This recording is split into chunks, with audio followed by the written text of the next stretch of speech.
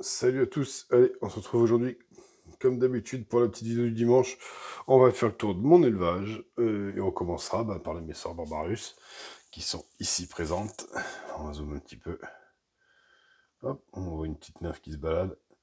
Bon, elles ont eu un petit peu peur quand j'ai allumé les lumières. On peut voir qu'il y a un joli petit couvain. Tout se passe bien. Je les ai pas comptés, mais c'est pas mal. Alors, on fait toujours ce petit dépotoir dehors. Je leur ai mis de l'eau fraîche. Ça leur a fait du bien, parce que la semaine dernière, c'était un peu verdâtre, hein. Tout va bien. Ça fait une belle petite jean. Il y a encore une petite neuf de média, peut-être là, toute blanche. On peut voir encore pas mal d'autres neufs. Ouais, elle va me faire encore une belle petite naissance avant la diapose. J'arrive pas. Alors, je suis un peu désolé. Si, juste en dessous de la tête de la jean, on peut voir une belle petite grappe d'œuf aussi. Donc, tout marche. Tout va bien. Ça se développe pépère.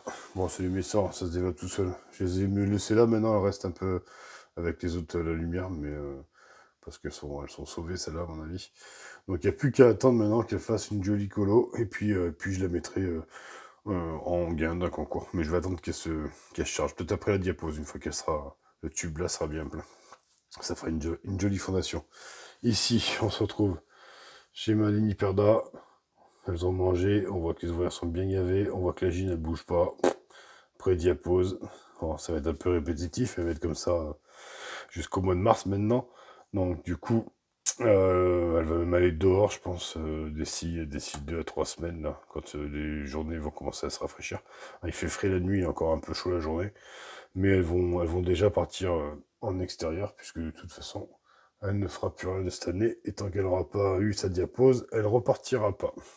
On passe ici, euh, chez Nico Barindis. Nico Barindis qui se balade, qui grimpe de partout. Qu'est-ce qu'il y a? Tu veux te barrer? Pas de bol, j'ai mis anti-évasion. Eh ouais, donc tu restes dans la boîte.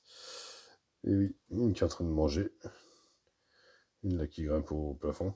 Elle va toutes sortir, mais bon, de toute façon, j'ai prévu le coup. Elle grimpe assez bien. Alors on se retrouve avec une belle petite colo. Je vous rappelle que je l'ai reçue il n'y a pas si longtemps que ça. Et puis elle avait juste 2 cocons. Elles sont 30 ouvrières. Et quand on voit encore des cocons aussi, du couvain. Est-ce qu'on a des œufs? J'ai pas vu. Attendez, on va les tourner un petit peu. Hop. Est-ce qu'on a des œufs par ici? Ah, si j'éclaire mieux. Si je mets pas ma main devant la lumière, ça va mieux, hein. Est-ce qu'on a des petits œufs? Ouais. Ici, là. Droit devant nous. Je sais pas si on va les voir mieux. Ici. Apparemment, on a encore quelques œufs. Donc, une belle petite mémère. Voilà, celle-ci. Vous la verrez plus que ce dimanche, puisqu'elle s'en va de la maison. J'avais dit que la Nico Brandis ferait un passage chez moi rapide. J'ai vu le développement, j'ai vu ce que j'avais à voir. Et je m'en sépare déjà. Ici, on se retrouve chez les abeilleries. Les abeilleries que j'ai bien humidifiées. On voit là les taches d'humidité. Alors c'est un peu plus chiant pour filmer, mais elles sont revenues dans leur nid. Donc je pense qu'elles manquaient aussi un petit peu d'humidité dans le nid, donc j'humidifie un peu plus souvent. Ici, qu'est-ce qu'on a ici? On a encore un reste de verre de farine. Ici, on a des ouvrières. On a encore du couvain. Ici. On va voir Madame Lagine aussi, là. Elle est là. Ah, je sais plus où elle est. Elle est là. Elle est où, ce Gine? Elle se cache tellement bien. Ça, c'est... sur cette espèce-là, elle est tout le temps planquée. Mais elle doit être là au milieu, je pense, la Gine.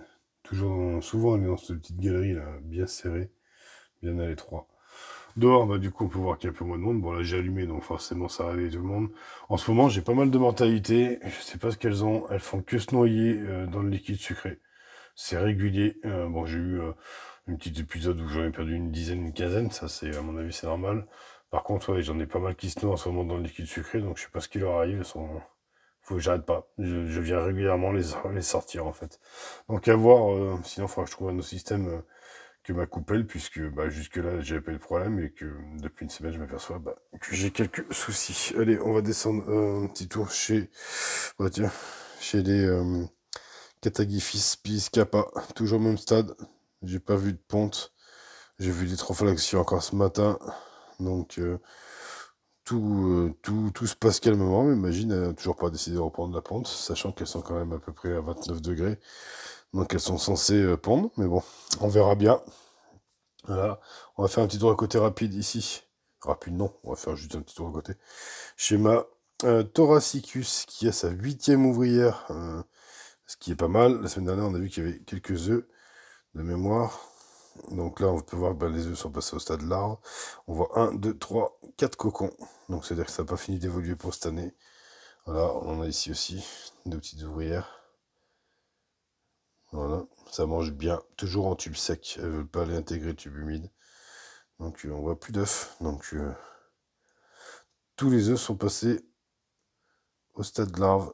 Donc il n'y aura plus qu'à attendre. Et ici on a quoi? Ici on n'a rien parce que le tube est cassé. Ici, Camponotus barbaricus. Voilà, elles ont encore du couvain. Encore un cocon. Une larve ici. Un petit peu de couvain ici. Après, elles sont venues remettre aussi un peu dans le tube humide. Comme quoi, des fois, ça leur change. Je vois, oui, il y a pas même d'ailleurs une belle petite grappe de larves. Donc, elles sont passées comme ça.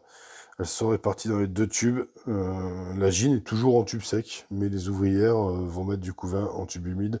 Ça, je l'avais déjà remarqué. Mais c'est un peu plus présent en ce moment. Donc, peut-être qu'elles en ont besoin. Ici, là, on va faire un petit tour rapide. Camponotus aethiops, tranquillou. Bon, ça évolue paisiblement, on va dire. Voilà, faut pas être brusqué avec elle. Donc c'est très bien, moi ça me va aussi. Donc du coup voilà, on passe à côté ici, parce que je vois qu'il se passe quelque chose, donc on va aller tout de suite, hop, ici, chez la Sanctus. Sanctus, on peut voir qu'il y a, hop, je l'ai raté, pas mal de cocons. On va voir un beau développement là, dans les jours à venir. On voit que ça a monté en humidité, elles ont mis du sable dedans. Et surtout, ce que je vais vous montrer, c'est ça. Regardez bien. La DC est en sable. Et en fait, il y a une ouvrière qui creuse des galeries sous le mangeoire. Donc, c'est assez marrant. J'avais déjà remarqué ça quand j'ai enlevé le mangeoir pour la nourrir. Là, j'avais remis le mangeoir bien à plat. On peut voir qu'elle a creusé un trou ici. Et qu'en fait, madame s'amuse à aller se balader sous le mangeoir. Donc, c'est assez marrant. Ça, on la voit déplacer ses petits cailloux. D'ailleurs, on peut voir qu'elle en a mis aussi dans la coupelle de cul de sucré. Vous voyez, elle passe dessous le mangeoir. Elle va chercher un petit caillou. Voilà. Alors, ça rentre dessous. Non, du coup, j'ai dû peut-être lui faire peur. Elle sait qu'on l'observe, elle est timide. Allez, fais pas ta timide. Voilà. Vous voyez, elle passe dessous. Et on voit tranquillement qu'elle est en train de... Ah, j'ai perdu mes points. Voilà. On voit qu'elle est en train de creuser. Hop.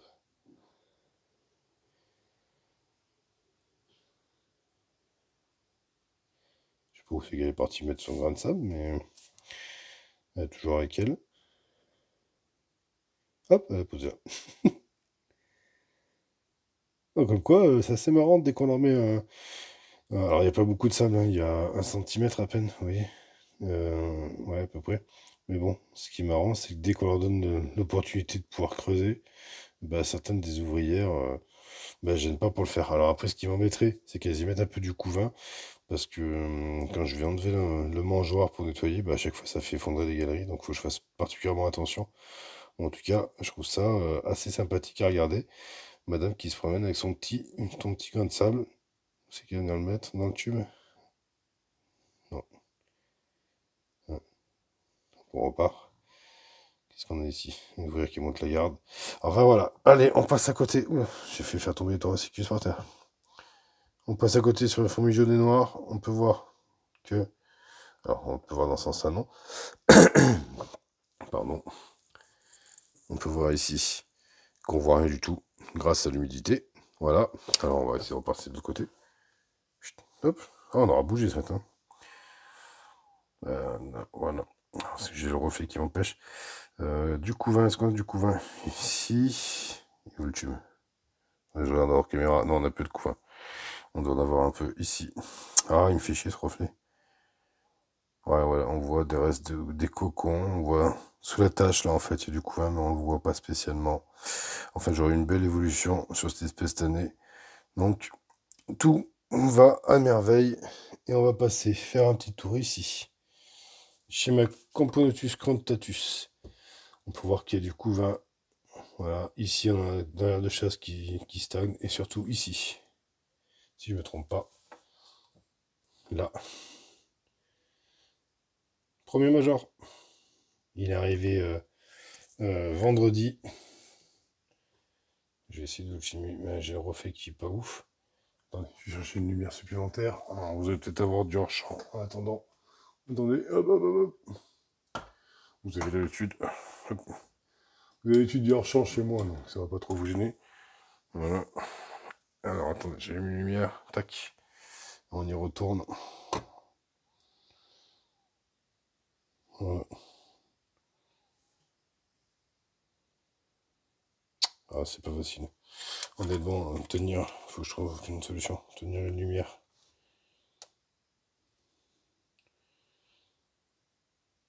Tenir la lumière avec le téléphone, c'est vraiment pas pratique. Alors, surtout qu'on le voit super bien et qu'il est magnifique. J'essaie de vous le montrer de dessus.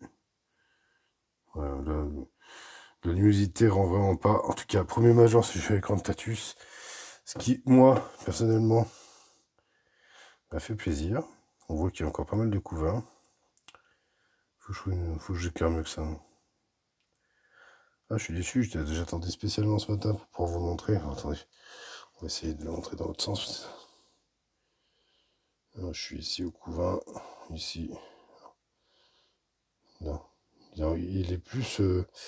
il est tout jeune, hein. On peut voir, on le voit à peu près. On peut voir sa couleur beaucoup plus orangée pour l'instant. En tout cas, j'espère que ça va annoncer l'arrivée d'autres. Et on verra bien. Hop, allez, je me tord dans tous les sens pour filmer.